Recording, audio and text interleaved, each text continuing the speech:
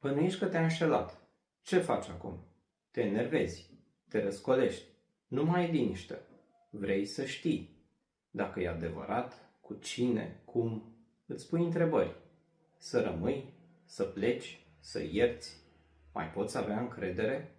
Dar dacă nu e așa, dacă te înșeli și în același timp te gândești și la altceva, cum ar fi fără ea? Poți? Sau rămâi chiar și așa? Și de fapt, cauți să te liniștești, să înțelegi, să fie din nou ca înainte. Dar nu mai e.